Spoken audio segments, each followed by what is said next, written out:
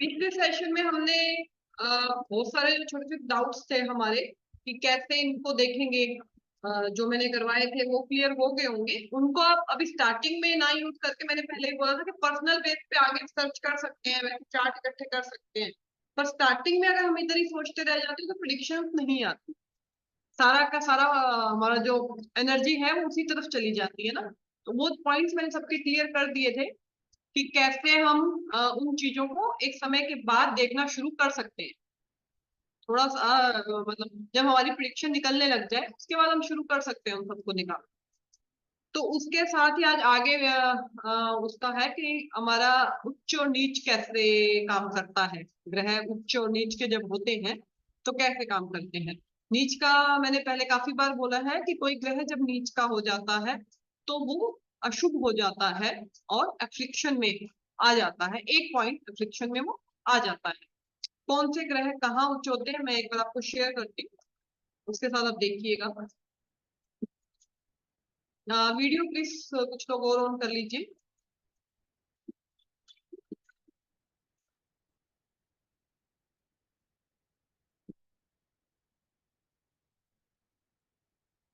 ये आपके सामने स्क्रीन क्लियर आ रही है, मैं उसको बड़ा कर देती हूँ अभी।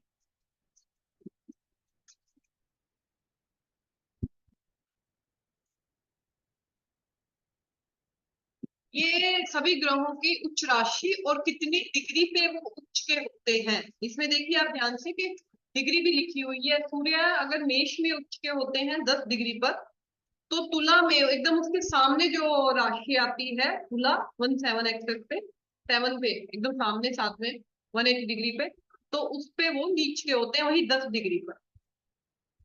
चंद्रमा वृष राशि में टॉरस में 3 डिग्री पर, सिर्फ 0 से 3, मतलब 10 डिग्री का मतलब है 0 से 10। ठीक है। और चंद्रमा 3 डिग्री के वृष में उच्च के होते हैं तो वृश्चिक में 3 डिग्री के नीच के होते हैं। मंगल 28 डिग्री के, और कैंसर में कैप्रिकॉन में 28 डिग्री के, मकर में उच्च के होते हैं, कर्क में 28 डिग्री के वो नीच के होते हैं। बुध वर्गों में 15 डिग्री तक उच्च के हैं और मीन में 15 डिग्री तक नीच के हैं। जुपिटर सेम, हमें याद क्या करें, मंगल का ऑपोजिट है ये, मंगल का ऑपोजिट है ये जुपिटर का। जहां मंगल उच्च के होते हैं वहां गुरु नीच के होते हैं, और जहां मंगल नीच के होते हैं वहां गुरु उच्च के होते हैं। उसके बाद शुक्र का बुध के साथ उल्टा है कि जहां बुध उच्च के होते हैं वहां शुक्र नीच के होते हैं, और जहां शुक्र नीच के होते हैं वहां बुध उच्च के होते हैं। शनि का सूर्य के साथ में है। सूर्य जहां उच्च के होते हैं वहां शनि नीच के होते हैं मेष में, और शनि जहां नीच के होते हैं तुला में, सूर्य वहां पर, सॉरी शनि जहां पर उच्च के होते हैं तुला में, और सूर्य वहां पर नीच के होते हैं। डिग्री वही जो आपको यहाँ पर दे रखी है। ठीक है। तो उच्च का मतलब आपको, नीच का मतलब मैंने बता दिया कि एक ग्रह का अफ्लिक्शन में आना, कि कोई ग्रह अफ्लिक्शन में आता है। ठीक। तो जब भी हम कोई चार्ट देखते हैं कि वो ग्रह कितना मतलब उच्च का है, जब भी हम चार्ट देखते हैं तो हम ये देख लेते हैं कि वो हमें शुभ फल देने के लिए तैयार है। लेकिन वो अगर कुंडली का कारक अकारक पहले हमें डिसाइड करना है, उसके बाद देखना है कि उच्च और नीच का कितना फल दे रहा है। क्योंकि नीच में आने से वो अशुभ हो जाता है। अगर उसके साथ पाप ग्रह आ जाए, पाप ग्रह की दृष्टि आ जाए, तो वह और अशुभ हो जाता है। मैंने पहले ही बोला है कि कोई भी ग्रह खाली नीच में आने से अपना अशुभ फल इतना नहीं देगा जब तक कि एक या एक से अधिक उसमें अशुभ के कारण नहीं जुड़े जाए। तो सभी आज नोटबुक लेके बैठे होंगे, 2 कुंडलियां बनाइए एक साथ, एक ही तरफ पेज पे 2 कुंडलियां बनाइए, आपको समझ आ जाएगा। एक होता है हर भाव, हर ग्रह की मूल त्रिकोण राशि। मूल त्रिकोण का मतलब क्या होता है मैं समझा देती हूँ आज। कि एक होती है खुद की राशि, स्वय राशि, जैसे बुध की 2 राशियां हैं, 3 नंबर और 6 नंबर, मिथुन और वर्ग। ठीक है। और सूर्य की एक, सूर्य चंद्रमा को एक एक राशि मिली है, शुक्र की 2 नंबर 7 नंबर, बृहस्पति की 9 नंबर 12 नंबर और शनि की 10 नंबर 11 नंबर। इनमें से सबकी एक एक राशि मूल त्रिकोण राशि भी होती है। मूल त्रिकोण का मतलब होता है कि वो ज्यादा ड्यूटी अपनी वहां पर पहले फल उसके देगा। दशाओं में भी पहले मूल त्रिकोण के फल मिलते हैं। ठीक है। स्वय राशि मतलब वहां कंफर्टेबल है, और मूल त्रिकोण का मतलब है कि वहां पर वो ज्यादा काम करेगा, एक रूटीन में आके काम फल जरूर देगा, मूल त्रिकोण का मतलब। तो मूल त्रिकोण बुध की मूल त्रिकोण वही कन्या बनती है। ठीक है। और शनि की मूल त्रिकोण एक्वेरियस बनती है। और गुरु की मूल त्रिकोण सजिटेरियस बनती है। और शुक्र की मूल त्रिकोण तुला बनती है। तो इनमें डिग्री का भी है जो मैं आपको बताऊंगी अभी। लेकिन सबसे पहले दो कुंडलियां बनाइए। एक कुंडली है लियो लगन की, और एक कुंडली है टॉरस लगन की। सिंह लगन की कुंडली है एक, और एक वृष लगन की कुंडली। आप उस हिसाब से साथ में ही दो कुंडलियां बना के।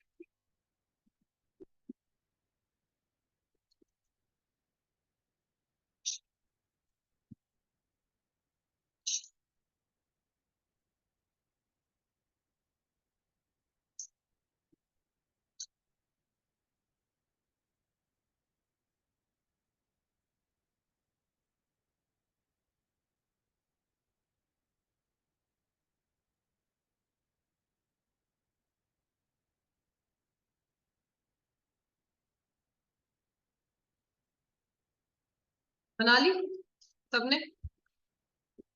जो सिंह लगन की कुंडली है पहले उसके ग्रह लिखते हैं, फिर टॉरस लगन की कुंडली के ग्रह लिखते हैं। सिंह लगन की कुंडली में सूर्य लिखिए 7th हाउस में, एक्वेरियस में। चंद्रमा लिखिए स्कॉर्पियो में। साथ में शनि भी लिखिए स्कॉर्पियो में। गुरु लिखिए छठे भाव में, कैप्रिकॉन में। कोई बात नहीं मोना जी, आप बाद में घर पे जाके बना लीजिएगा वीडियो सुन के। आ, गुरु लिखवाया मैंने, गुरु लिखिए कैप्रिकॉन 6th हाउस में। और बुध और शुक्र 8th हाउस पाइसिस में। मंगल राहु एरीज में 9th हाउस। और सामने उसके केतु लिख दीजिए 3rd हाउस में। 9 के 9 प्लेनेट हो गए लियो के। ठीक है। अब उसके बाद मैम मार्स कहाँ पे था? मार्स मार्स राहु एरीज में 9th हाउस। और शनि? शनि चंद्रमा के साथ स्कॉर्पियो। ठीक है। 9 के 9 प्लेनेट हो गए। अब वृष के लिखिए। वृष जो कुंडली बनाई है वृष लगन की, उसमें लगन में राहु लिखिए, 7th हाउस में केतु लिखिए।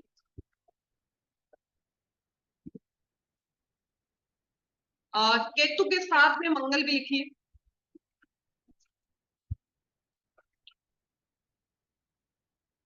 4th हाउस के अंदर सूर्य शुक्र और बुध लिखिए, लियो साइन में।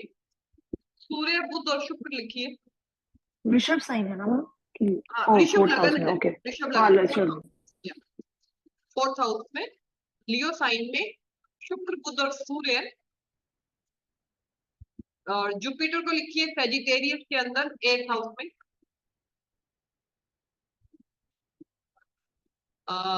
चंद्रमा कैंसर का 3rd हाउस में। और सैटर्न 6th हाउस लिब्रा।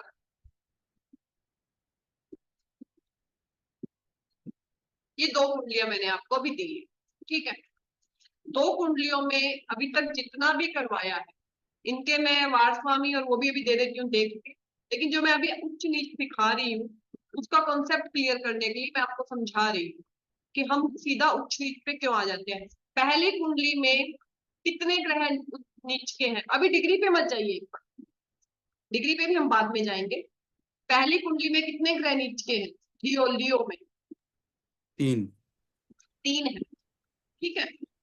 जिसमें से मैंने आपको हमेशा बोला है, एफ्लिक्शन का मतलब होता है कि अगर एक ग्रह नीच का आ जाए तो एफ्लिक्शन का एक पॉइंट आप लिख दीजिए, 1 पॉइंट। ठीक है। उसके बाद जुपिटर, मैं पहले जुपिटर को ले लेती हूँ। जुपिटर नीच का हो रहा है 6th हाउस के अंदर। ठीक है। तो जुपिटर नीच का है, एफ्लिक्शन का 1 पॉइंट, फिर वो 6th हाउस में गया। बीच में बताओगे कि मुझे पता उसका एक और बोलोगे 6th हाउस में जाके मैडम अच्छे हो जाते हैं बुरे हो जाते हैं, तो साइड पे रखना। 6th हाउस में गया, दो एफ्लिक्शन का दूसरा पॉइंट, सैटर्न की तीसरी दृष्टि है उस जुपिटर पर, एफ्लिक्शन का तीसरा पॉइंट। अब इस कुंडली में जुपिटर खराब हुआ कि नहीं हो गया। हुआ? वाह। उसका जो, अब डिस्पोजिटर देख लो, जुपिटर का जो डिस्पोजिटर बना वो स्कॉर्पियो में नीच के ग्रह के साथ में, नीच के चंद्रमा के साथ। तो अब डिस्पोजिटर भी बहुत हाँ केंद्र में है, ठीक है, लेकिन बहुत अच्छा नहीं है। स्कॉर्पियो में इतना अच्छा शनि नहीं माना जाता, ठीक है। जुपिटर से रिलेटेड जितने भी कारक तत्व हैं, ठीक है, पहला एजुकेशन, इंटेलिजेंस, एकेडमिक एजुकेशन, बुध के साथ में इससे भी देखा जाता है, संतान, पैसा। 6th हाउस में आया, लीवर की इश्यू दे सकता है, संतान को छोड़ के इसके सारे इश्यू है जीवन। लीवर का प्रॉब्लम है, एजुकेशन कंप्लीट नहीं हुआ है, पैसे का दिक्कत है, सब कुछ है। तो समझ आई आज नीरू जी? आप ऐसे हमेशा पूछते हो मैम एफ्लिक्शन क्या है, एफ्लिक्शन कैसे होता है, एफ्लिक्शन कैसे होता है। एक पॉइंट आने से सीधा नीच का देखने से कैसे मत बोलना, मत शुरू कर देना कभी भी। अब इस कुंडली में शुक्र को ले लीजिए, शुक्र उच्च का है, कहने को तो नीच भंग राजयोग, जुपिटर विपरीत विपरीत राजयोग, कहने को तो नीच भंग राजयोग, जुपिटर विपरीत राजयोग, ठीक है। साथ में जुपिटर के साथ में नीच का बुध बैठा है, बुध बैठा है। मैं आपको एक पॉइंट करवाना भूल गई, पाप कर्तरी शुभ कर्तरी। पाप कर्तरी का मतलब होता है कि आपके एक हाउस मतलब बीच में, मान लो जैसे एबीसी में देखिए शुक्र बैठा है, तो शुक्र के एक तरफ सूर्य है और एक तरफ मंगल राहु है, तो 8th हाउस पाप कर्तरी में आ गया। कहने का मतलब ये दोनों तरफ पाप ग्रह, तो पाप कर्तरी इस कुंडली में देख लीजिए, 8th हाउस पाप कर्तरी में है, एक तरफ सूर्य है और एक तरफ मंगल राहु है, ठीक है। उसके बाद इनका वार स्वामी सूर्य, वार स्वामी इनका जो लियो लगन है, इनका वार स्वामी बुधवार है और इनकी अष्टमी है तिथि, अष्टमी तिथि है और वार स्वामी बुध है, ठीक है। हेल्थ देखने के लिए सबसे पहले हम देखेंगे कि लगन का स्वामी कैसा गया। लगन का स्वामी सूर्य पाप पाप राशि में, शत्रु राशि में, अफ्लिक्शन का 1 पॉइंट मिल गया, ठीक है। बुध नीच का अष्टम में, जो वार स्वामी है इनका, अफ्लिक्शन का दूसरा पॉइंट मिल गया हेल्थ के लिए। इनकी हेल्थ कैसी बोलूंगी, चलता मतलब इशू रहेगा हेल्थ का, दोनों खराब हो रहे हैं तो हेल्थ का इशू जीवन भर रहेगा। 1985 का चार्ट है ये, हेल्थ का इशू शुरू से है, मतलब एक नॉर्मल जो एज 25-30 के बाद से। उसके बाद तिथि स्वामी राहु मंगल के साथ में है, मंगल के साथ 7th हाउस के अंदर सूर्य बैठा शत्रु राशि का, जो 7th हाउस का स्वामी है वो शनि नीच के, तो शादी कैसी, जो शुक्र ये सब रिलेशनशिप्स का कारक होता है वो खुद जाके अष्टम में बैठा है, उच्च का होके बैठा है, पर एक नीच के, नीच भंग राजयोग बना रहा है, लेकिन पाप कर्तरी में बैठा है। शादी कैसी, डिस्टर्बेंस, यस, ठीक है। अब इस कुंडली में जो ये कुंडली है लियो लगन की, इसमें इतने ग्रह, कोई भी ग्रह मंगल को छोड़ के अपनी अच्छी राशि में नहीं बैठा। जो मंगल अपनी अच्छी राशि में, वो भी राहु केतु के साथ में बैठ गया, तो इसका जीवन कैसा होगा, स्ट्रगलफुल, स्ट्रगल, बहुत ज्यादा। शुक्र विकल का कारक है।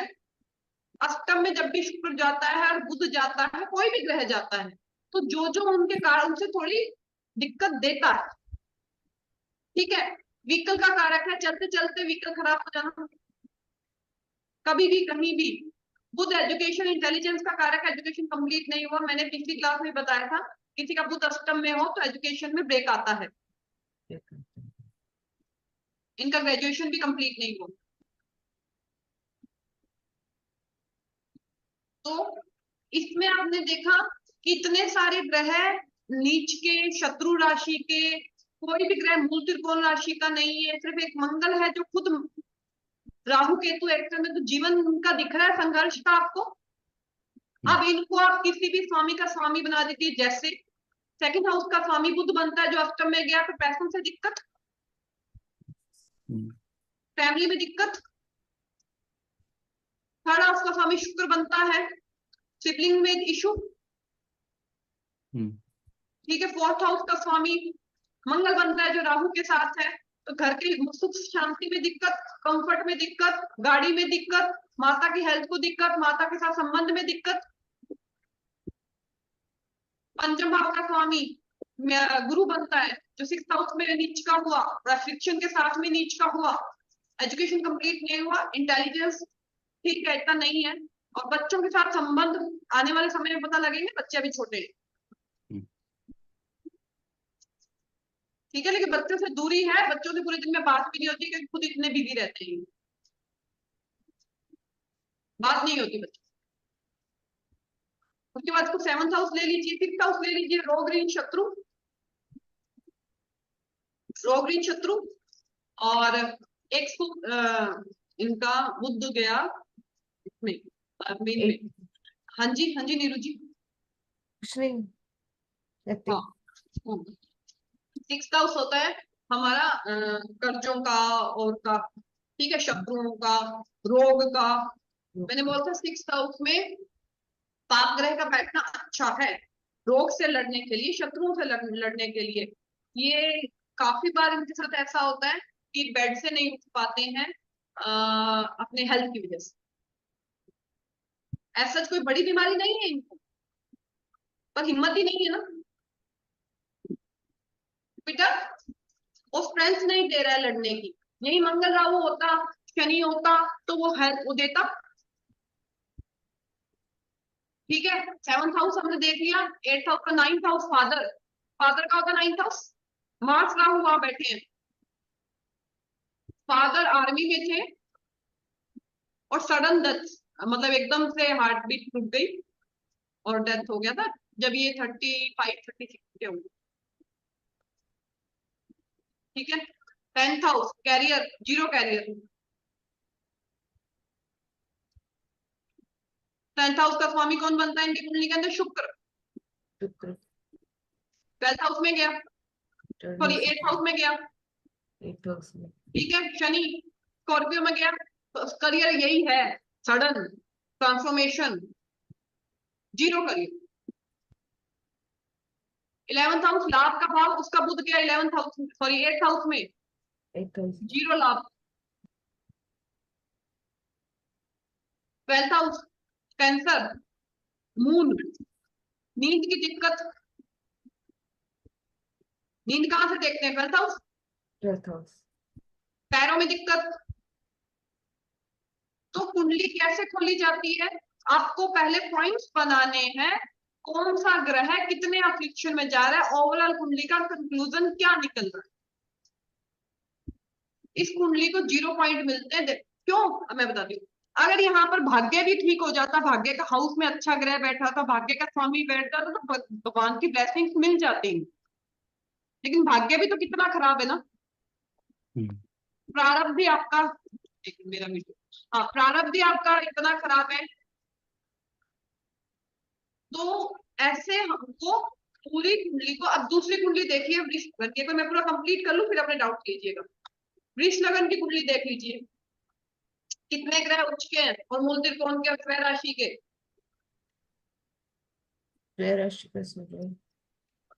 5। 5। उस अच्छा। कुंडली में जितने नीच के और शत्रु राशि के इस कुंडली में उतना ही फायदा है। पहली चीज हमारे सामने आज की जीवन में संघर्ष थोड़ा कम है। संघर्ष किस में? मैरिड लाइफ में, करियर में, फैमिली लाइफ में, पैसे में, यही संघर्ष है, वो थोड़ा कम। ठीक है। उसके बाद शादी में खुद का राहु लगन में है, लेकिन चंद्रमा बहुत अपना बढ़िया बैठा है। इनकी तिथि मुझे एक बार देखनी पड़ेगी, मैं बता दूंगी अभी देख के। पार्वती इनका स्टेबल है माइंड, बहुत प्रैक्टिकल। जितना भी वृक्ष वृक्ष का मैंने आपको बताया सारा इस कुंडली पे आप लगा सकते हो, इन पे लग रहा है, क्योंकि शुक्र बहुत बढ़िया अच्छा बैठा है बुध सूर्य के साथ। बुध और सूर्य के साथ में शत्रु राशि न्यूट्रल राशि आ जाती है। तो आप जो वृक्ष के बारे में सोचते हैं हम लोग, वो सारा ये। जो लियो के बारे में सोचते हैं वो सारी वैसी है। लियो का वो रोड फॉरहेड एकदम यूं राजा की तरह, हो कुछ नहीं है, कुछ नहीं, बस चलना राजा की तरह, फिजिक वही एकदम। पर सूर्य 11th हाउस 7th हाउस में एक्वेरियस में गया तो हेल्थ दिखती है सबको अच्छी, पर है नहीं अच्छी। लियो वाली नजर आ रही है सबको लियो की तरह, पर है नहीं। ठीक है। उसके बाद इनका लगन देख लीजिए, इनका सब कुछ देख लीजिए। तो जॉब भी जल्दी लग गई थी, इंजीनियरिंग भी कंप्लीट कर ली, उसके बाद अभी जॉब पैसे का एकदम स्टेबल, बचपन से ऐसा कोई इशू नहीं है। और जॉब अभी खुद ने लीव ले रखी है, चेंज करने का सोच रही है। ये मैंने आपको बताया था कि किसी का वृक्ष लगन वालों को बहुत कंफर्ट चाहिए होती है, कंफर्ट चाहिए होती है, मतलब शांति से जीवन, मतलब अपने एरिया में रहना, अपने आप में रहना। तो ज्यादा मेहनत का काम इनसे होता नहीं है, तो इनको चेंज करते हैं टाइम के साथ। ठीक है। तो ये आपने इस कुंडली को देखा कि दो कुंडलियों में डिफरेंस देखा आपने कि कैसे हम डिफरेंस निकाल सकते हैं। आप टॉरस लगन वाले जितने भी लोग देखेंगे, मैं कुछ बता रही हूँ, लीजिए टॉरस लगन वाले जितने भी लोग हैं या जिनका शुक्र स्कॉर्पियो के अंदर है, शादी के बाद सडन कुछ इवेंट होता है, या शादी से सगाई के बाद या शादी के बाद, ये होता है टॉरस लगन वालों के लिए। या शुक्र जिनका स्कॉर्पियो में है, या सप्तमेश जिनका, सप्तम का स्वामी भी अगर स्कॉर्पियो में चला जाए तब भी है। तो इनकी कुंडली में आपको दिख रहा है मंगल केतु स्कॉर्पियो के 7th हाउस में, शादी के 7 दिन बाद फादर एक्सपायर हो गए।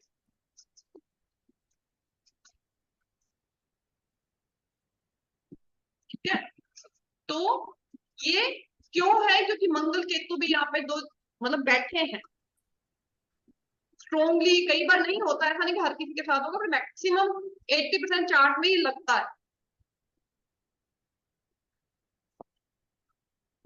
अब मैं इस वृक्ष वाली का आपको वार और वो बता देती हूँ, एक में मुझे याद नहीं है, एक सेकंड।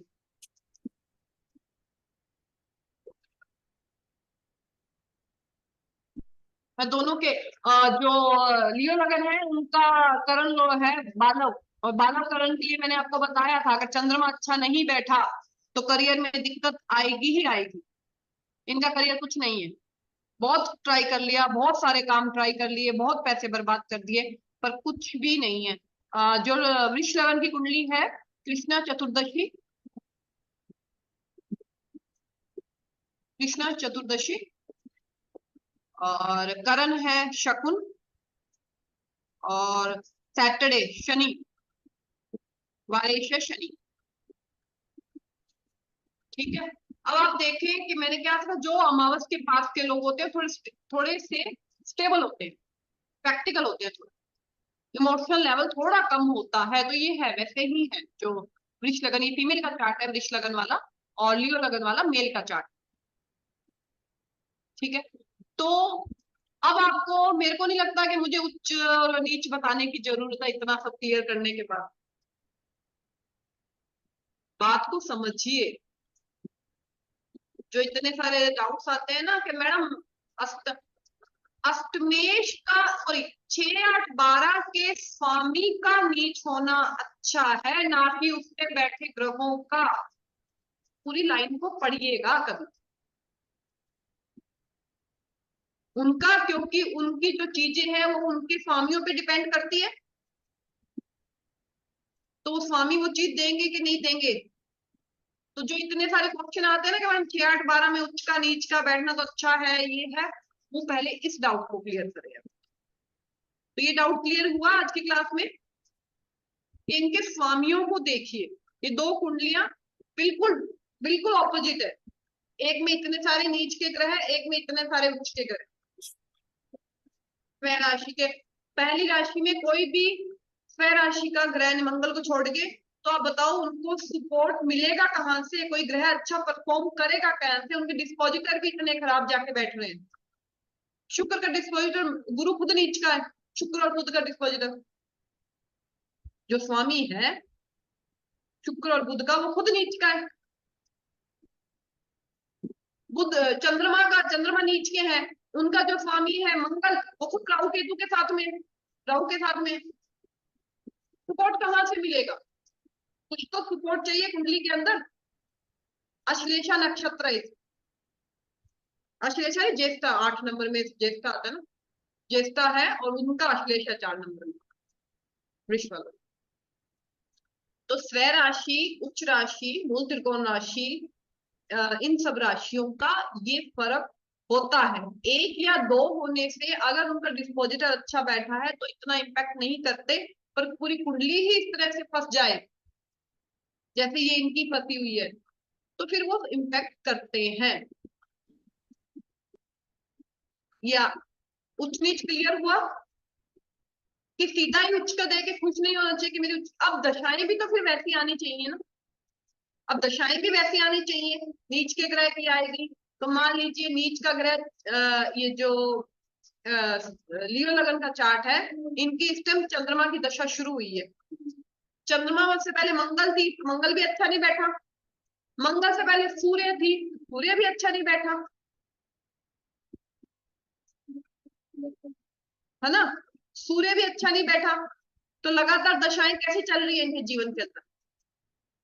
मैम मंगल चंद्रमा के बाद आता है ना, मंगल मंगल दशा। पहले आता है, सूर्य, हाँ, तो सूर्य चंद्र मंगल, हाँ, सूर्य की थी, चंद्र की थी, अब चंद्र की है, आने वाली मंगल की है। आप इनको क्या बोलोगे, सीधी सी बात है, आप बोलोगे ही क्या। 6 साल की सूर्य की गई है, 10 साल की ये शुरू हो गई। चंद्रमा की अभी शुरू ही हुई, 23 में या 22 में, 23 में आई थिंक। और फिर 7 साल की मंगल की आ जाएगी, फिर मंगल के साथ राहु बैठे हैं उनकी आ जाएगी, फिर राहु की खत्म है जुपिटर की आ जाएगी। कब कब बढ़िया टाइम आएगा, है ना। और इनको ये बोल दो कि अपना जीवन सात्विक करो, सात्विक है ऐसा कुछ नहीं, मुझे नहीं पता इतना तो, पर जीवन सात्विक करो, रूटीन बनाओ, वो बन ही नहीं सकता क्योंकि पैसे कमाने के लिए भागे जा रहे हैं इधर से उधर।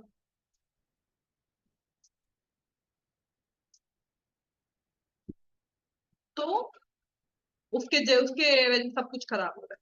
तो हमें मैम, तो आपने इनको फिर क्या रेमेडी के तौर पे बता, अगर इतना नेगेटिव चार्ट है तो फिर हम क्या दशा के हिसाब से इनको रेमेडी देंगे कि ओवरऑल क्या हम सबसे रेमेडी पहले देते तो हैं? इनको हम लोग रेमेडी देंगे, एक सेकंड, सबसे पहले तो हम इनको रेमेडी देंगे, बंदी गई, गिर गई क्या?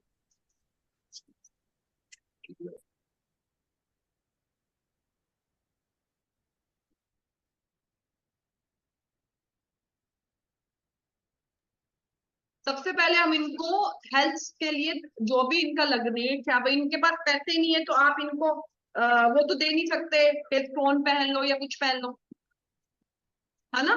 तो हेल्थ के हिसाब से मैंने बोला हुआ है कि लगन लग्नेश का आप स्टोन पहना दो।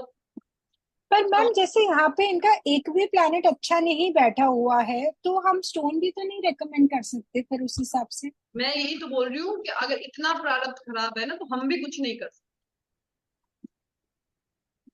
हम हर कुंडली को नहीं ठीक कर सकते, हम हर क्लाइंट को नहीं सही कर सकते, हमारे हाथ में ही नहीं होता। आप खुद बता दो क्या हाथ में है, इस कुंडली को देख के बता दो।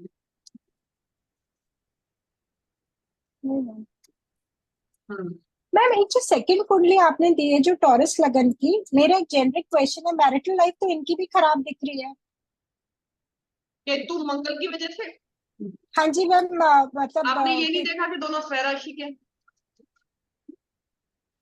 हाँ सिर्फ पर मैम हस्बैंड से दूरी करवा सकते हैं, अलग अलग जगह पे जॉब करवा सकते हैं, वो डिफरेंस करवा सकते हैं, पर मैरिड लाइफ खराब नहीं करवा।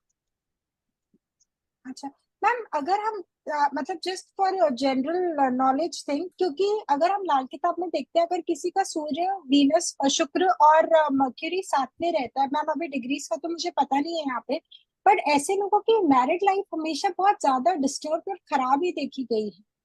हाँ देखो, डिस्टर्ब आपका लाल किताब तो मैं बिल्कुल पढ़ती नहीं हूँ, लेकिन सेवंथ हाउस और सप्तमेश को तिथि स्वामी, इसमें तिथि स्वामी क्या बोले, शकुनी है ना इनका, सॉरी तिथि क्या है इनकी,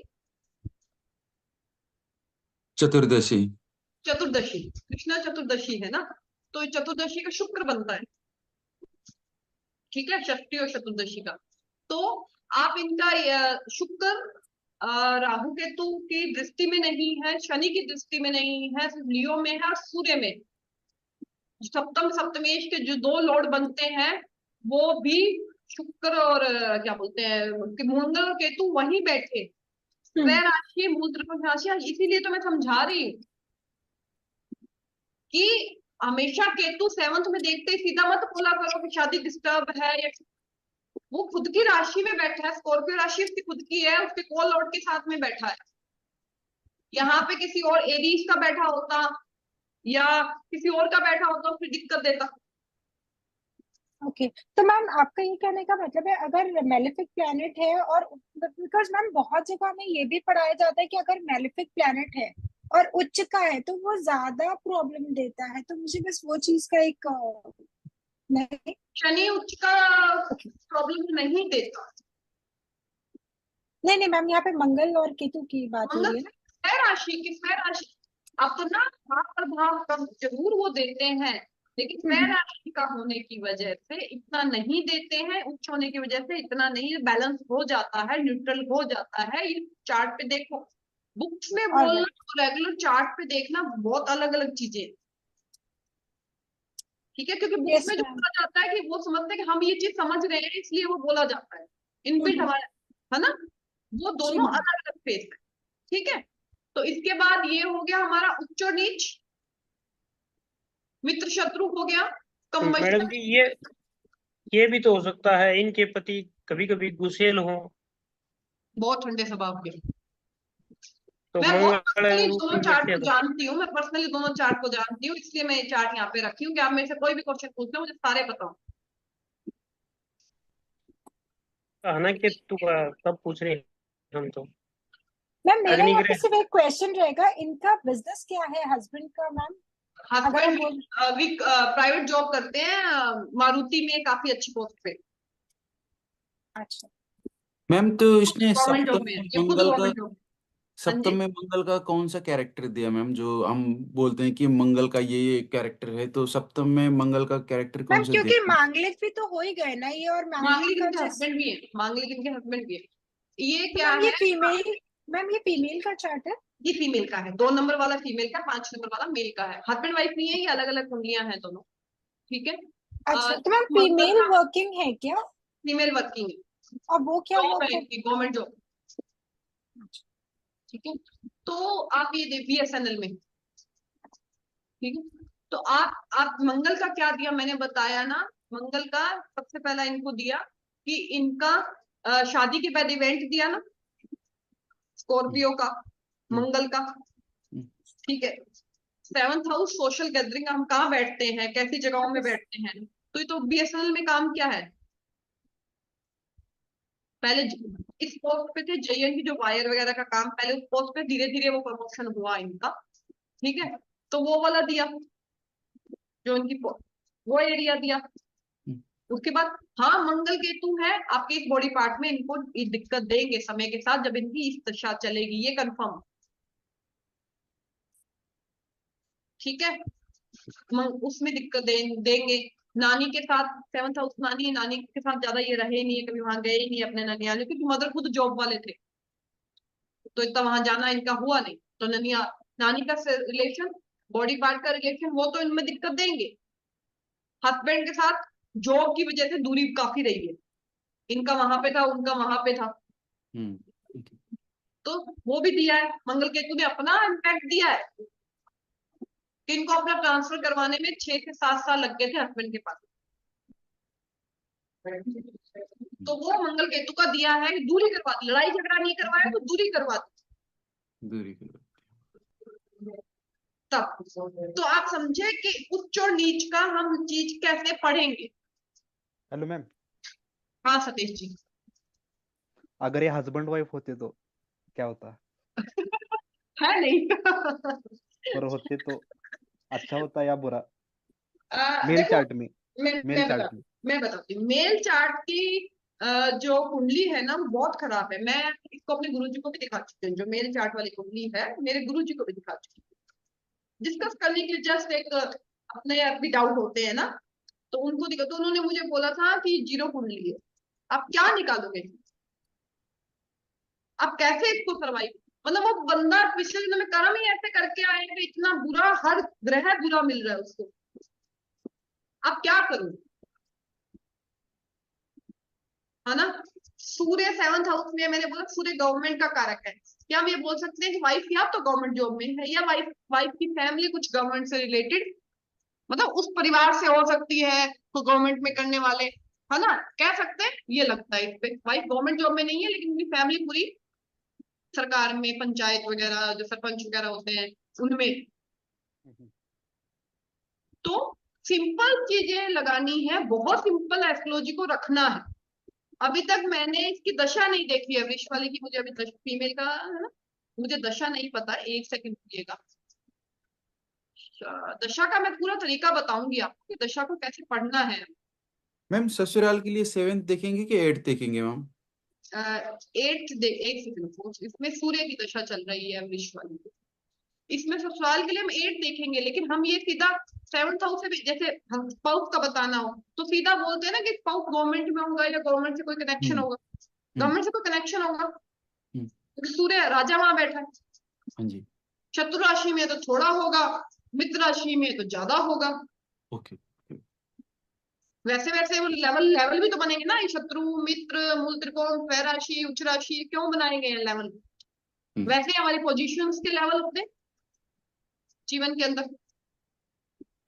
तो ये आया आपको समझ कि उच्च नीच और अफ्लिक्शन मैंने साथ में समझाया है कि एक अफ्लिक्शन होने से, खाली 6th हाउस में आने से, जैसे पिछली एक कुंडली थी जिसमें मरकरी 6th हाउस में था सूर्य के साथ में, पर स्वय राशि का था, तब मैंने बोला बिजनेस, है ना। तो एक अफ्लिक्शन के साथ में दूसरी चीजें भी, एक अफ्लिक्शन हमेशा हर बुक में लिखा हुआ है 2 या 2 से अधिक पाप ग्रह, हर बुक में लिखा हुआ है 2 या 2 से, तो 2 या 2 से अधिक ही अफ्लिक्शन होना चाहिए ना, कोई बिल्कुल डिनाइल के लिए। अब लियो लगन वाली कुंडली को कहीं से सपोर्ट ही नहीं मिल रहा है, कौन सा ग्रह सपोर्ट करे। मैम लियो लगने वाले को वेनस उच्च ने क्या दिया फिर 8th हाउस में? उच्च का क्या फल मिला उसको? उच्च का फल ये मिला कि शुक्र का उन्होंने व्हीकल जो होती है ना, व्हीकल की रेंट पे जो व्हीकल नहीं लगवाते, हाँ जी, हाँ जी, हाँ जी, जो रेंट पे ड्राइविंग पे लगा देते हैं बड़े प्लांट्स में और में, हाँ जी। वो करवा रखा है। पर उसमें भी शुक्र अष्टम में है तो उसकी पेमेंट आने में भी इशू आ जाता है, पूरे बिल नहीं बनते, पूरे वो नहीं बनते।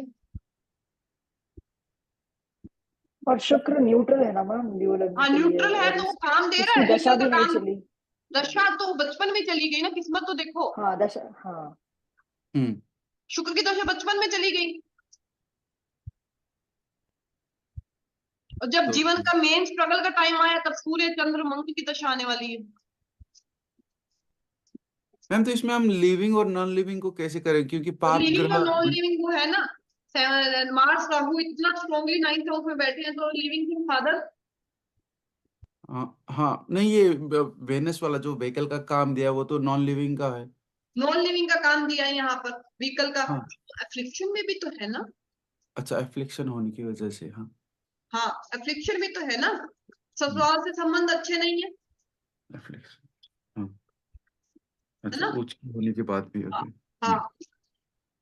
मतलब मैंने 2 चार्ट इसलिए लगाए कि 2 चार्ट बिल्कुल ऑपोजिट है समझने के लिए, और वो चार्ट समझने बहुत जरूरी है। किसी भी चीज को जज कैसे करना है, हमें कुंडलियां खोलनी कैसे है, हमें कुंडलियां जज कैसे करनी है। और अगर पाप ग्रह की मान लीजिए यहाँ पे शुक्र की दशा इनके आ जाती तो न्यूट्रल हो जाता ना, जीवन थोड़ा बैलेंस हो जाता, हम्म पर दशा ही नहीं है ना। दशा इसमें में जो तो इसमें जो मंगल का दशा आएगा मैम, जो योग कारक माने जाते हैं सूर्य लगने लियो वाले लगन के, के लिए योग का रखा है, हाँ। तो वो कुछ बेटर कर सकता है मैम?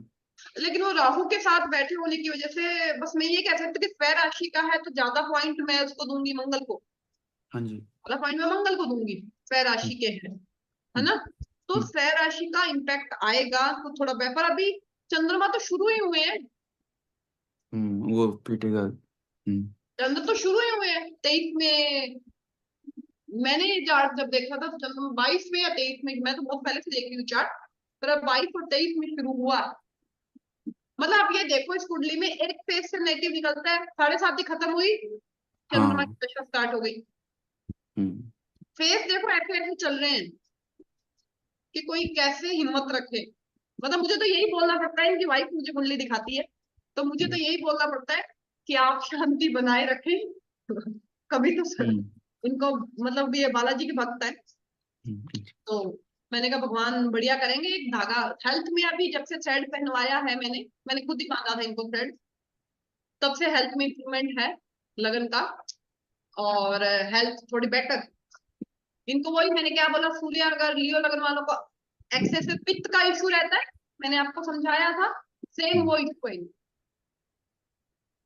पित्त ज्यादा। मैम जैसे इनकी मून है नीच का, तो मैम इनका जैसे कृष्ण जी का नहीं बहुत इनको उपासना करनी चाहिए। इनको देखो जैसी दशा चले वैसी उपासना करनी चाहिए क्योंकि सारे ग्रह ऐसे। वैसे तो ये जट सिख है, ठीक है ये, अच्छा बट ये बालाजी को मानते हैं, ठीक है। तो अगर मैं कहूँ तो वो कर भी देते हैं, ऐसा कुछ नहीं है, मानते हैं उन क्योंकि मैम अगर इनका देखा जाए तो शनि के साथ मून तो मदर को भी काफी हेल्थ इश्यूज रहे बहुत होंगे, बहुत पैरों बहुत में दर्द या बहुत गठिया वठिया बहुत का प्रॉब्लम भी बहुत रहा होगा। आप जितने मदर को हेल्थ के इश्यू सोचो उतने हैं, बहुत मैम गठिया का प्रॉब्लम आर्थराइटिस या है। नी सर्जरी वगैरह हुआ था इनके मदर का? तब जो सोचो वो है। मैम इसमें जो पाप ग्रह त्रिषणाय में अच्छे होते हैं बोलते हैं, तो केतु का थर्ड हाउस में अच्छा करेगा कि नहीं करेगा मैम? केतु थर्ड हाउस में तो जीवन जीने के लिए इतना साहस कहाँ से मिल रहा है ऐसी कुंडली होने के बाद भी। जी उनका कवरेज वहां से निकल रहा है। मैम ये हम्म, एल्डेस्ट है क्या कि यंगेस्ट है फैमिली में? केतु अगर 7th हाउस में थर्ड हाउस में हो तो यंगेस्ट होता है, यंगेस्ट है। अकेला। साथ में कोई ग्रह आ जाए प्रेडिक्शन मैं नहीं बोलूंगी, अगर अकेला है तो यंगेस्ट, या अपने जेंडर में यंगेस्ट या सबसे यंगेस्ट, यस तो ये यंगेस्ट है अकेला हो। मैम एक क्वेश्चन और था, जैसे अगर ये मैम ये मेरा जैसे हम मतलब थोड़ा इनका लाइफ इम्प्रूव करने के लिए अगर हम कुछ रेमेडी पार्ट पे वर्क कर सकते हैं तो आप मैम। रेगुलर बेस पे पायल जी वीडियो देखिए, मैं रेगुलर बेस पे हर बार रेमेडीज बताती हूँ, हर बार कुछ ना कुछ यस सबको। यस मैम मैं थोड़ा सा अपने लेवल के को समझने के लिए कि मैम जैसे इनका सेकंड का स्वामी बैठा हुआ है 8th हाउस में, तो मैम अगर ये एस्ट्रोलॉजी वगैरह स्टडी वगैरह करना शुरू करते हैं तो क्या इनका कुछ। मेरे को एक बात बताओ, जिस आदमी के खाने के पिलाले पड़ रहे हो उसको ये सब समझ आएगा? मैम आजकल नहीं यूट्यूब तो मैम। फ्री है तो मैम नो। अगर आपको पैसे का जुगाड़ करना पड़ रहा है घर के राशन के लिए तो आपको कुछ समझ नहीं आएगा, फीस के लिए आप कोई रेमेडीज नहीं बता सकते, कुछ समझ नहीं आएगा। एक प्रैक्टिकल बात बता रही हूँ, फीमेल पे बात होती तो ये अलग होती है, मेल है, फीमेल तो मेल के। प्रैक्टिकल बात बता रही हूँ इनको, अगर मैं ये, हाँ मैंने इनको कृष्णा जी का हरे राम हरे कृष्णा का मंत्र गाड़ी चलाते वक्त हर वक्त करते वक्त कहा था। रेगुलर बेस पे फूड का मैंने बोला था कि हो सके तो पानी का दान करवाइए रेगुलर बेस पे, थोड़ा मूड बेटर हो आपसे जितना। इनके पास है ही नहीं, मैं कैसे दान बोलूं, कैसे टोन बोलूं, और कैसे मैं इनको इम्प्रूवमेंट की बात बोलूं जब पैसे ही नहीं आ रहे हैं घर में। एक सिंपल सी बात है, इनको तो चमत्कार चाहिए ना, दशा तो चमत्कार नहीं दे रही है ना, तो इसलिए ठीक है। तो ये मेरा आज का ये समझाने का मतलब था कि कुंडलियां खोलनी, समझ आई कुंडलियां कैसे खोली मैम जाती है? एक दो चार्ट्स और ले सकते हैं क्या हम? मैं दूंगी मैं अपने हिसाब से सब दशा वशा बीसीपी के सब चार्ट लेके बैठी हूँ। इसलिए आज मैं उच्च नीच का पहला मैंने चार्ट आपको समझाया कि कितना फर्क पड़ जाता है बहुत सारे ग्रह मूल त्रिकोण स्वय राशि और कितना इम्पैक्ट बढ़ जाता है। एक नीच का हो इतना फर्क नहीं पड़ता, वो उसके कारकत्व में थोड़ा दिक्कत दे देगा। केंद्र त्रिकोण में हो तो फिर भी नहीं देगा, अगर फ्रिक्शन में ना हो, राहु केतु ना देख रहे हो, नीच का ग्रह केंद्र त्रिकोण में आ जाए तो फिर भी ठीक है। लेकिन इतना सा उसका स्वामी भी खराब हो गया, उसका स्वामी भी खराब हो गया, वो अफिक्शन में आ गया, तो फिर वो कैसे हो, है ना? तो ऐसे चार्ट को देखा जाए। उसके बाद आती है दृष्टियां, है ना?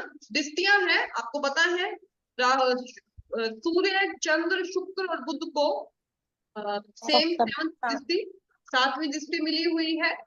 बाकी को भी सातवीं है, उनके अलावा स्पेशल दृष्टियां मिली हुई है। मंगल को 4 और 8 मिली हुई है, 9 और 5, 5 और 9 बुध को मिली हुई है, शनि को 3 और 10 मिली हुई है, और राहु केतु को 5 और 9। आप पे डिपेंड, आप मानते हो नहीं मानते हो, मैं तो मानती मैम बुध की भी दृष्टि होती है, बुध की तो सिर्फ हूँ। एक सप्तम होती है। सेवंथ, हाँ हाँ, बाकी सबको सेवंथ मिली हुई है, और इन 5 ग्रहों को अलग से दृष्टियां मिली हुई है। सेवंथ दृष्टि का मतलब क्या होता है, पहले ये समझिए। दृष्टि का मतलब होता है कि किसी एंगल से कोई ग्रह किसी दूसरे भाव को या किसी ग्रह को अपना देख रहा है, 5वीं या 9वीं या 7वीं या 3वीं जो भी दृष्टि है, तो वो अपना कुछ प्रभाव उस पे डालेगा। जब वो देख रहा है तो प्रभाव डालेगा ना। शुभ ग्रहों की दृष्टियां और कुंडली के पायल जी प्लीज म्यूट कीजिए एक बार। शुभ ग्रहों की दृष्टियां और कारक ग्रहों की दृष्टियां ठीक है, आपको वैसा ही अच्छा इफेक्ट देगी। अशुभ ग्रहों की दृष्टियां, अकारक ग्रहों की दृष्टियां वही स्ट्रगल दे देती है, डिले कर देती है, दिक्कत दे देती है, ठीक है। तो मंगल की चौथी दृष्टि आपको प्रोटेक्शन देती है। अगर वो अच्छी है तो प्रोटेक्शन देती है, और वो बुरी है तो फिर संघर्ष देती है प्रोटेक्शन में ही, क्योंकि चौथी दृष्टि है ना। चौथा घर किसका होता है? कंफर्ट का, प्रोटेक्शन का, हाउस का, घर का, ठीक है। 8वां सडन ट्रांसफॉर्मेशन का है, सडन का है, चेंजेस का है। तो अगर मंगल अच्छा है तो अच्छे चेंजेस देगा, अच्छे ट्रांसफॉर्मेशन देगा अपनी 8वीं दृष्टि से, और अगर मंगल बुरा है तो सडन चेंजिंग, एक्सीडेंट, ये सब दे सकता है अपनी 8वीं दृष्टि। 5वीं दृष्टि होती है संतान का हाउस होता है, 9th दृष्टि फादर का हाउस होता है। गुरु की 5वीं दृष्टि हमें पोषण देती है। संतान को हम कैसे देखते हैं? पोषण की तरह देखते हैं कि उनको हमें नरिशमेंट देनी है, पोषण देना है। तो गुरु की 5वीं दृष्टि वैसी ही होती है, राहु केतु की भी वैसी ही होती है। 9th दृष्टि फादर की दृष्टि है, तो फादर की तरह है, ज्ञान वाली, प्रोटेक्शन वाली दृष्टि है 9th दृष्टि। सभी अच्छी है तो अच्छी, बुरी है तो बुरी। शनि की 3री दृष्टि होती है, सबसे अच्छी नहीं होती है। आपको 3री दृष्टि आपको बहुत मेहनत करवाती है, 10वीं दृष्टि भी आपको बहुत मेहनत करवाती है। इनमें से 3री ज्यादा खराब होती है, 10वीं, क्योंकि 13 दृष्टि होती है 3री। तो 3री आप जिस भी हाउस पे शनि की आप 3री दृष्टि देखेंगे तो आपको उस हाउस में दिक्कत दिखेगी। 5th हाउस में कोई ठीक है शनि है, 7th हाउस में 3री दृष्टि आती है तो शादी में दिक्कत दिखेगी, और थोड़ा सा एफ्लिक्शन साथ में और भी ग्रहों का आ जाए, ठीक है। तो दृष्टियां ऐसे, दृष्टि का मतलब है कि उस चीज में थोड़ा सा इनपुट उस चीज का भी आ जाए, थोड़ा अपने असर भी दे देना। अच्छे हैं तो अच्छे असर दे देना, बुरे हैं तो बुरे असर दे देना। इन सब में गुरु की दृष्टि सबसे अच्छी है। फिर शुक्र बुध की भी अच्छी है, शुभ ग्रह है। चंद्रमा अगर शुभ तो उसकी भी अच्छी है। सूर्य है तो हार्डनेस देती है, शनि है तो डिले और संघर्ष देती है, केतु है तो डिटैचमेंट देती है, और राहु देती है तो डिजायर को बढ़ा देती है। ये दृष्टियों के मतलब है, जैसे कि ग्रहों के मतलब है। जैसे ग्रह है वैसे दृष्टियां है, बस थोड़ा सा उनका वैसा इम्पैक्ट आ जाता है। सबमिशन में मैंने आपको बताया था, मेरे पास स्क्रीन वापिस शेयर कर रही हूँ। विनायक सती पीपीटी है, मेरी नहीं है ये। मैम यहाँ एक क्वेश्चन था, जैसे जुपिटर की पंचम दृष्टि पड़ रही है इनके करियर के, प्रोफेशन के हाउस पे, तो वहां पे उस चीज का उनको कोई भी बेनिफिट नहीं मिलेगा, क्योंकि जुपिटर की पायल पंचम जी खुद कितना अफिक्शन में है मंगल जुपिटर। मैंने पहली पॉइंट यही बताया कि अगर खुद अच्छा है तो दिष्टि अच्छी, और खुद बुरा है तो दिष्टि बुरी, चाहे वो शुभ हो या चाहे अशुभ हो।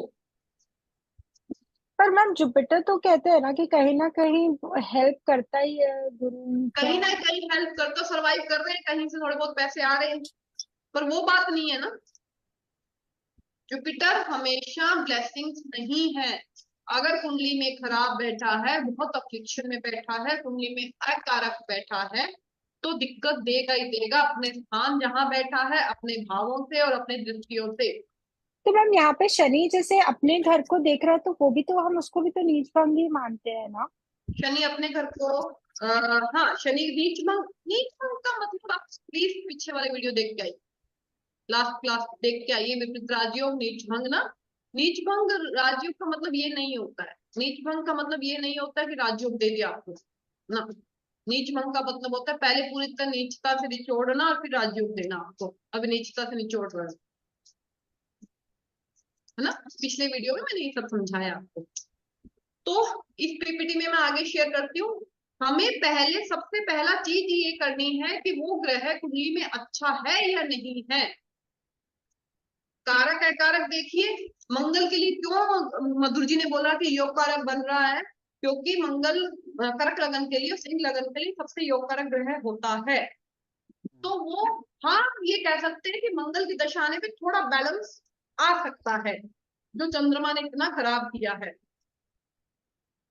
ठीक है, 5 6 7 तीसरे घर का स्वामी, छठे घर का स्वामी और 11वें घर का स्वामी आपकी कुंडली में सबसे अकारक होता है। तो शुक्र बनता है इनका तीसरे घर का स्वामी, 10वें घर का स्वामी बनता है, सॉरी छठे घर का स्वामी बनता है शनि, और 11वें घर का स्वामी बनता है बुध। तीनों अकारक हैं कुंडली के अंदर। अकारक का मतलब होता है कि आपके जो भी चीजें देनी इजी नहीं देनी जो उनको। शनि करियर का कारक है, शुक्र पैसे का कारक है, बुध एजुकेशन का कारक है, कम्युनिकेशन का। फोनों की बहुत दिक्कत है इनको, फोन आते ही खराब हो जाते हैं, टूट जाते हैं, मतलब फोन का तो बहुत इशू है। मेरे को खुद ये सारी स्टोरी मुझे इनकी वाइफ ने बता रखी है, इसलिए मुझे पता है तब। मैम वो जो सूर्य लग्न वाला था अभी जो हम डिस्कस कर रहे थे, उसमें जब मंगल के बाद राहु का आएगा जो दशा आएगा, तो उसमें राहु जो है मंगल का फल देगा मैम। हाँ, राहु मंगल का, राहु और मंगल सॉरी केतु के लिए ये बोला जाता है कि जिस भाव में बैठे उस राशि का प्रभाव ले लेते हैं। लेकिन जब भी हम डिग्री वाइज उनको, जैसे गुरु चंडाल योग है या ये अंगकारक योग है, ये जो भी है, इनमें बैलेंस करने के लिए देखते हैं कि कौन सा ग्रह बली हो रहा है। यहाँ मंगल बली हो रहा है। जी। गुरु चंडाल में भी गुरु अगर बली है तो गुरु चंडाल का वो फल नहीं आएगा जो दिख रहा है। इस कुंडली में मंगल बली हो रहा है, कुंडली का योग कारक ग्रह है और स्वयं राशि का बैठा है राहु के साथ में, वो दिक्कत दे रहा है वो अपनी। मैम पर यहाँ पे मंगल बाधक भी तो हो गया ना इस कुंडली में। मैं बाधक यूज नहीं करती, अच्छा ठीक है। मैं समझा दूंगी बाधक क्या होता है, आपको यूज करना है आप कीजिए, मैं समझा दूंगी, पर मैं बाधक यूज नहीं करती। मैम पर होगा ना यहाँ पे बाधक ही। मैंने इस पर काम नहीं किया बिल्कुल भी पायल जी, मैं नहीं अपनी बात बोल सकती, मेरे को पता है बाधक क्या होता है, पूरा पता है, लेकिन मैंने उस पर काम नहीं किया। ठीक है। तो मैं कैसे एक्सप्लेन कर दूं, तो मैं कुछ बोल दूं गलत, मतलब नहीं नहीं नहीं आई नो। हाँ, तो इस तरह से इसको हम समझेंगे। ठीक है, तो वो मंगल की दशा नेक्स्ट थी। अभी तो चंद्र में मंगल आगे मुझे देखना पड़ेगा, पर चंद्र अभी तो चंद्र महादशा तो है ये करना। ठीक है, तो इसलिए मंगल कोई भी योग बनता है ना, उसमें हमें देखना पड़ता है कि कौन सा ग्रह स्ट्रोंग हो रहा है। स्वयं राशि, मूल त्रिकोण राशि, डिग्री वाइज और ना कुंडली के हिसाब से ये योग कारक बन रहा है। फिर हम उसको जज करते हैं कि ये योग का फल आ रहा है या नहीं आ रहा। मंगल आपको बिजली की सडन हाई एनर्जी है, एरिस में बन रहा है, तो बिजली के इक्विपमेंट घर में खराब होना, घर में सीलन आना, ये सब है। इक्विपमेंट का मुझे नहीं पता, पर सीलन का है। शनि 4th हाउस में है तो हाँ, शनि खराब 4th होगा। हाउस है ना, तो ये है। ठीक है, ये है इक्विपमेंट का मुझे नहीं पता, पूछना पड़ेगा मुझे। पर देता है, मंगल राहु देता है। ओके। ठीक है, मैंने क्या बोला था, एरीज, अगर जब हमने बिना ग्रहों के जब राशियां डिस्कस करी थी तो मैंने क्या बोला था, 9th हाउस में एरीज आ जाए तो नए धर्म को, नई चीजों को अपनाने का शौक होता है। जब सिख है सालासर मंदिर जाते हैं हर साल, मतलब नया ट्राई कर, अपना जो चल रहा है उससे नया ट्राई करने का शौक बना रहता है। तो मंगल वहां बैठा है तो ये ज्यादा इम्पैक्ट कर रहा है, मंगल नहीं बैठा कहीं और तो ज्यादा इम्पैक्ट नहीं करता। हर लियो लगन के लिए तो अपन नहीं बोल सकते ना, हर लियो लगन के लिए तो नहीं बोल सकते, लेकिन यहाँ पे एरीज है तो वो इनका वो वैसे ही फल दे रहा है। आज के, अभी मैं आ रही हूँ वापस कन्वर्सेशन में पीपीटी के साथ में, और आज के इस सेशन में काफी छोटे छोटे डाउट क्लियर हो गए होंगे कि कुंडली को कैसे एप्लीकेशन देखना है, कैसे जज करना है, कैसे सारी कुंडली को मिक्स करके खोलना है। ऐसा नहीं है कि एक ही ग्रह से अपन अपनी सारी प्रिडिक्शन शुरू कर दें कि मैडम सूर्य है तो ये, मतलब सूर्य के लिए बोला जाता है ना अग्नि है तो जहां बैठता है वहां जला देता है, ये बोला जाता है ना। तो 7th हाउस में बैठा है, फिजिकल रिलेशनशिप नहीं है पिछले काफी साल, जला देता है ना, शत्रु राशि का बैठा है। ठीक है, तो हमको गुस्सा, अगर ये स्वय राशि का बैठा होता, मीन का बैठा होता, धनु का बैठा होता तो हम इतना नहीं बोलते ना, समझिएगा। मीन का, धनु का, उच्च का, और उच्च का तो फिर भी मैं बोल देती कि एनर्जी ज्यादा आ जाती, लियो का, इन 4-5 का बोल होता तो अपन नहीं बोलते ना ये बात। पर यही सूर्य शत्रु आ गया तो जो सूर्य की अग्नि है वो खराब हुई, नेगेटिव वे में गई। इसलिए अब लगन से हम हेल्थ देखते हैं, लगन पे राहु की दृष्टि है, लगन पे शनि की दृष्टि है, लगन पे सूर्य की दृष्टि है, लग्नेश खुद शत्रु राशि में जाके बैठा है, वार स्वामी खुद राहु बनता है तो हेल्थ गया।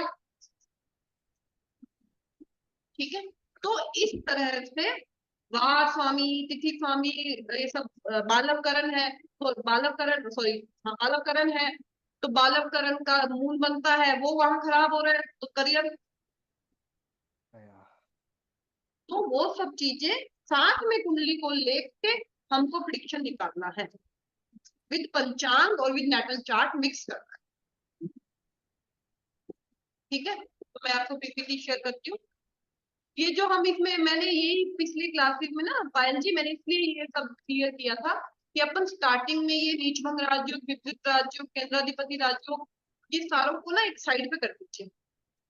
तो क्या होता है कि अपना दिमाग सिर्फ उधर ही चला जाता है कि हम उसमें रह जाते हैं, ये तो ऐसा होना।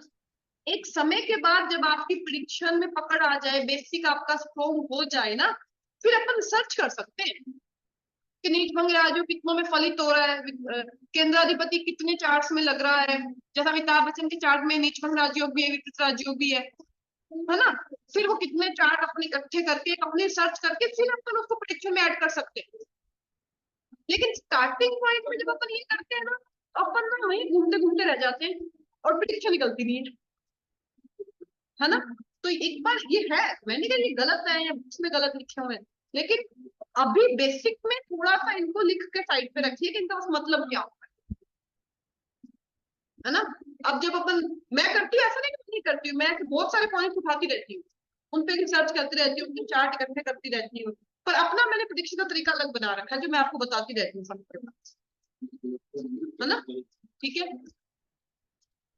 उसके बाद हम लोग देखते हैं कि ये उच्च नीच देखा हमने, उसके बाद नेक्स्ट है मित्र शत्रु, हम देख चुके हैं पिछली क्लास में। उसके बाद ये कंबशन, सेम मैंने पिछले बताया था, इसमें विनायक सर ने साफ लिखा हुआ है कि कब यूज करना है, हर जगह कंबशन को नहीं लेना है, राहु केतु का नहीं लिया जाता, और जितना ज्यादा डिफरेंस होता है तब भी कंबशन उतना काम नहीं करता, ये विनायक सर ने इसमें साफ लिखा हुआ है। और हमें कब लेना है, जब सूर्य ज्यादा खराब हो जाए, 3, 6, 8, 12 का स्वामी बन के किसी को कंबस्ट करे तो थोड़ा दिक्कत ज्यादा देता है, केंद्र त्रिकोण का स्वामी बन के कंबशन करे तो दिक्कत नहीं देता। और हमें क्या देखना है, सिर्फ हेल्थ इश्यू देखना है कंबशन से, और थोड़ा रिलेशनशिप, बाकी और कुछ कंबशन को हर जगह पर लेके नहीं आना, ये मैंने इस पीपीटी में डाल दिया। ठीक है। और उसके बाद ये ग्रहों की स्ट्रेंथ जो मैंने षडबल पिछली बार बताए थे, मिनिमम स्ट्रेंथ कितनी होनी चाहिए ग्रहों की, वो मैंने लिख दी है यहाँ। मिनिमम स्ट्रेंथ ग्रहों की कितनी होनी चाहिए षडबल के हिसाब से। ये सत्यांश में होती है, ये रूपांत में होती है, और जे होरा में दोनों में आती है। तो ये एक मैं रिकॉर्डिंग स्टॉप करके वापस स्टार्ट कर रही हूँ।